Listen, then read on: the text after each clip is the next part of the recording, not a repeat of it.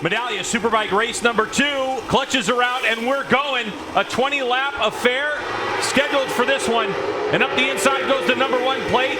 Cameron Beaubier with a better start than he had yesterday. He's going to try to go up the inside. So there goes the number 6, but he's going to go wide, and it looks like Gagne sneaks up underneath. And how about the start from the number 11 of Matthew Schultz on his Westby Racing Yamaha? For a moment, he put himself into 2nd spot. Cam Peterson was up there for a moment as well, but got kind of shuffled back to 5th as PJ Jacobsen went underneath him also. But Beaubier takes a shot early down into turn 2, runs a little bit wide. Gagne turns it back up underneath him.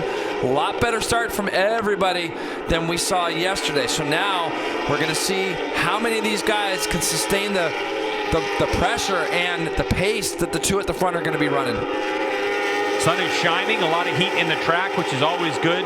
And the wind is blowing, but not quite as chilly as it was yesterday. To the top of the corkscrew goes the number 1 and the number 6. PJ Jacobsen had actually gotten by Matthew Schultz, and Matthew Schultz returned the favor as they entered the corkscrew. You'll see the gold number 11 still back there in 3rd, but Gagne and Beaubier are starting to disappear from that battle just behind them. And Josh Herron slotted back there in 6th place as well.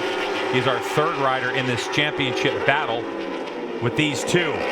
Onto the front straightaway we go for the first time. Now you're going to see the BMW open up and grab as much air as he can into that engine as they go down into turn number 2.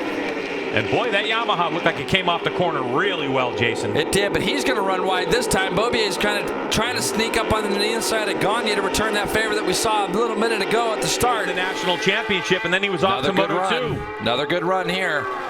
So he's getting that run, but he just can't quite do anything just yet with it. And I think Gagne kind of felt that a couple laps ago, and I think that right now Gagne's a little defensive up at the top, and their lines are so similar as they come down into turn 9. And so it's a 5 points from 1st to 2nd. Left part of your screen, Jay, looks like Schultz went wide. Yeah, Schultz just got down into turn 2 a little deep. Herron's there to take advantage of it. You can see PJ Jacobsen's there, Escalante's there. In fact, there's quite the train back there for 3rd to about 10th place Corey Alexander. So right now he looks actually really comfortable to me at the front. Looks very smooth, and what the things that he's doing.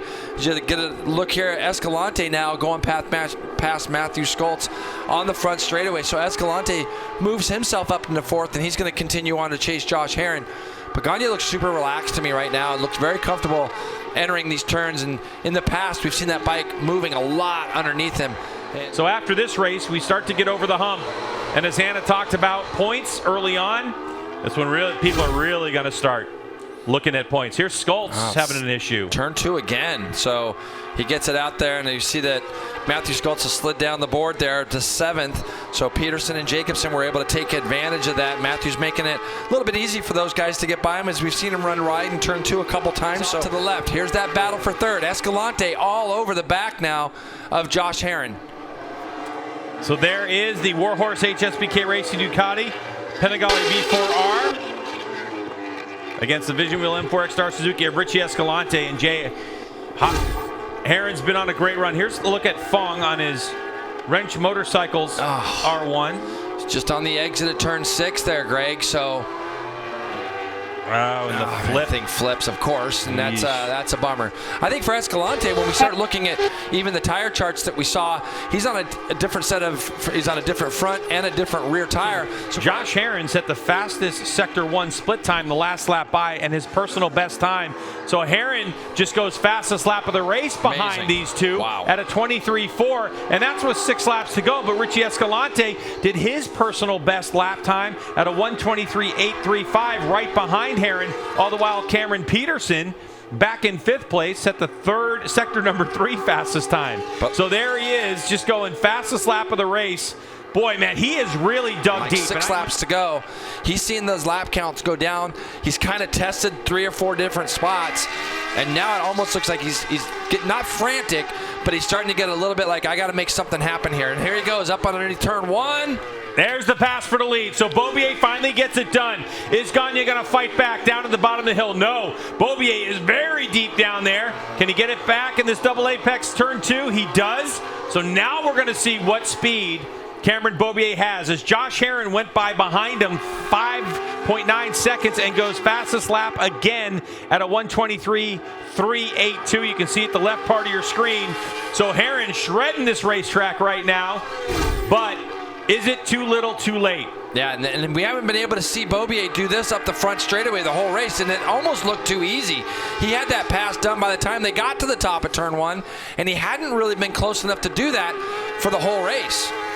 And of course, a good time to do it, Jay, because knowing what happens sometimes in these races with race stoppages, there's a certain percentage that you have to go. You're right, yeah. Right? If absolutely. this race red flags and we go the distance here, have to come in, replace a frame, put something a little bit different in. You know, they probably saw that bike yesterday and were bummed, and the team went to work.